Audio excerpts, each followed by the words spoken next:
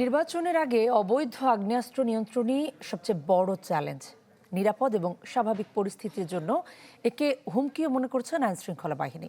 শীর্ষ সন্ত্রাসীদের মুক্তি এবং চোরাই পথে অবৈধ অস্ত্রের প্রবেশ আসন্ন নির্বাচনে বড় ধরনের নাশকতার কারণ হতে পারে, এমনটাই মনে করছেন বিশ্লেষকরা। ফয়সাল হোসেনের রিপোর্ট।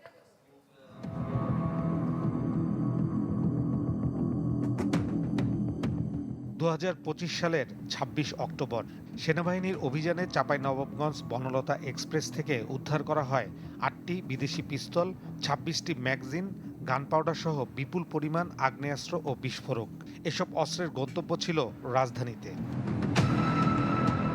৮ জানুয়ারি চাঁপাইনবাবগঞ্জ সীমান্তে অভিযানে 2টি শুটার গান উদ্ধার করে বিজিবি।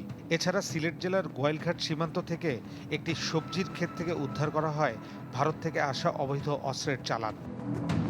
বিজলি কেবলসের স্কিন কোটেড ইনসুলেশন আগুন প্রতিরোধী। বিজলি কেবলস, নিরাপদ আজীবন। 5 আগস্টের আগে পরে থানা ও জেলখানা সহ গুরুত্বপূর্ণ অনেক স্থাপনা থেকে লুটপাট হয় 5,763টি অস্ত্র, খোয়া যায় 6,52,008টি গোলাবারুদ। এসব অস্ত্র উদ্ধারে পুরস্কার ঘোষণা করলেও তেমন কোনো ফলাফল পাওয়া যায়নি। থানাতে লুণ্ঠিত অস্ত্র প্রায় শতকরা 80% ইতিমধ্যে উদ্ধার হয়েছে। এছাড়াও এই অস্ত্রের বাইরেও কিছু অবৈধ অস্ত্র আছে এবং রাজনৈতিক দলগুলোর সদিচ্ছা। আর যেটা হচ্ছে নির্বাচনের সময় দেখা গেছে যে সবসময় বাংলাদেশে একটা সহিংসতা হয়, তো ওই বিষয়টাকে মাথায় রেখে আমরা মূলত কাজগুলো করছি। নির্বাচন সামনে রেখে এরই মধ্যে অবৈধ অস্ত্রের ব্যবহার বাড়তে শুরু করেছে। ওসমান হাদিকে হত্যাসহ স্থানীয় পর্যায়ে বেশ কিছু রাজনৈতিক হত্যাকাণ্ডের ঘটনা ঘটেছে, যা ভোটের মাঠে বাড়াচ্ছে আতঙ্ক।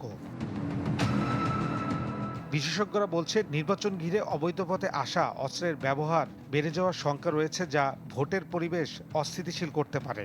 আর অবৈধ অস্ত্র কখনো বৈধ কাজে কেউ লাগায় না। আর নির্বাচনটা তো এত স্পর্শকাতর এবং এত আবেগময় একটা জিনিস যে যখনই যে সেটা এই প্রসিডিউরটা বা পদ্ধতিটা কারো পছন্দ না হবে, সে তখন তো আবেগের বশবর্তী হয়ে বা রাগের বশবর্তী হয়ে অনেক কিছু করে ফেলতে পারে। তো সেই জন্য অস্ত্র উদ্ধারগুলো না হলে আমাদের জন্য একটা ভীতির কারণ থেকেই যাচ্ছে।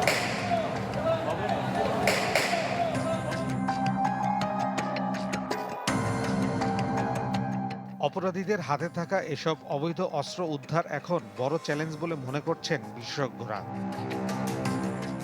ফয়সাল হোসেন, চ্যানেল 24, ঢাকা।